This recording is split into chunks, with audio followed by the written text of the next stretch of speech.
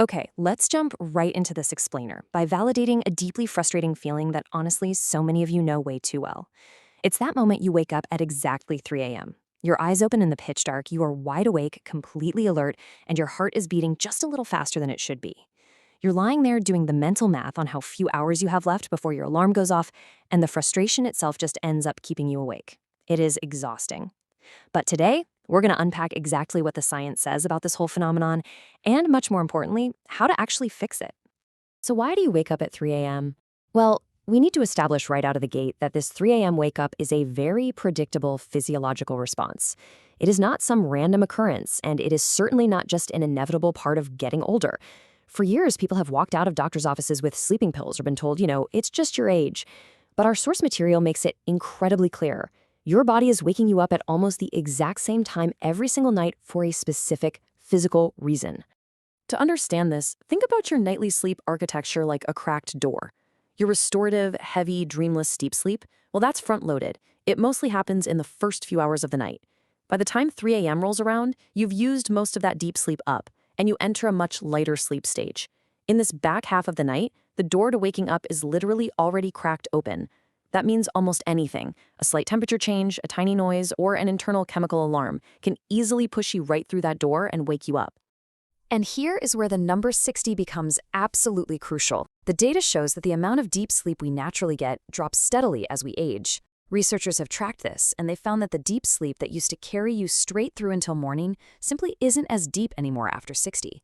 Because you're spending way more time in that fragile light sleep phase, it takes even less of a disruption to shove you through that cracked door in the middle of the night.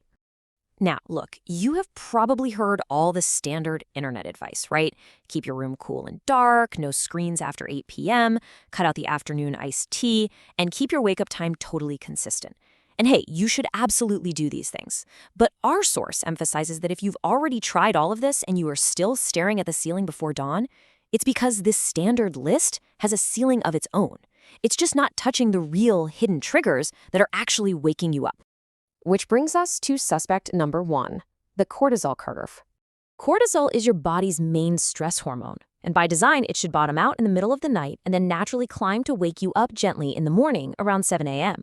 But if you carry stacked stress or deep worry on your nervous system, that curve gets violently shoved out of place. Instead of the morning, it starts climbing hours too early, firing off right around 2 or 3 a.m. It essentially yanks you awake when you should be dead to the world, leaving you feeling totally exhausted yet completely wired. Suspect number 2 is one that catches a lot of folks off guard because it feels like it should help, the evening drink. We're talking about a glass of wine or a nightcap. The expectation here is that it acts as a sedative, and honestly, it does help you fall asleep fast. But the reality? Your body burns through it in just a few hours. And as that alcohol clears your system, it triggers a rebound effect. You get a sudden kick of adrenaline, which leads to lighter, highly fragmented sleep in the back half of the night. So you go down easy, but you're up at 3 a.m. like clockwork. Then there's suspect number 3, which requires us to reframe a really common assumption. We call it the bladder illusion. Yes, it's true that after 60, your body produces less of the hormone that concentrates urine overnight, so you do make more fluid. But often, the cause and effect are totally backwards. It's actually that cracked door of light sleep we talked about that wakes you up first. Once you're awake, you notice your bladder, and you falsely blame it for ruining your night. And now for suspect number 4, the blood sugar dip. For so many people struggling with middle-of-the-night insomnia, this hidden trigger is literally the whole ballgame. Let's walk through it. You eat dinner, your blood sugar goes up, and your body releases insulin to bring it back down. But through the night, with no new fuel coming in, your blood sugar can dip a little too low. Your brain runs exclusively on sugar, and it does not tolerate this starvation quietly. It panics. To protect itself, it sets off a massive chemical alarm, releasing adrenaline and cortisol to pull sugar out of your body's storage. That exact chemical rescue is what wakes you up with a pounding heart, a light sweat, or maybe a strange midnight hunger. So let's get to the good stuff, the antidotes, fixes that actually work. Counterintuitively, fixing your 3 a.m. wake up actually starts the moment you get out of bed. You really need 10 to 15 minutes of bright outdoor light within an hour of waking up. And yes, even an overcast outdoor sky is vastly brighter than your dim indoor kitchen. Getting this morning light is a massive signal that anchors your internal body clock. It physically pulls that misplaced cortisol peak we talked about right back to the morning where it belongs, so it stops firing in the middle of your night. Our next fix is the warm bath hack, but timing is absolutely critical here. You want to take that bath 1 to 2 hours before bed, not right before you get under the covers. See, when you soak in a warm bath, blood rushes to your skin. When you get out, your body rapidly dumps that heat, causing your core temperature to drop faster and lower than normal. That steep drop in temperature is actually one of the strongest biological signals you can send your brain telling it that it's time for deep sleep. Next up is a pretty powerful nutritional lever, magnesium glycinate.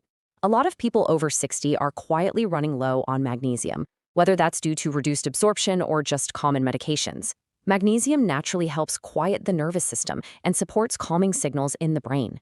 The source specifically highlights the glycinate form because it's gentle, well-absorbed, and won't upset your stomach. Getting those levels back up, with your doctor's okay of course, can seriously take the edge off that wired, can't settle feeling. But what happens if you do everything right and still wake up? Well, you need to follow this exact 3 a.m. protocol. Step 1, use slow breathing. Make your exhale longer than your inhale to manually dial down your nervous system. Step 2, absolutely do not do sleep math. We all do it, but calculating how exhausted you're going to be tomorrow just spikes your cortisol even further. Step 3, if you are still awake after 20 minutes, just get out of bed.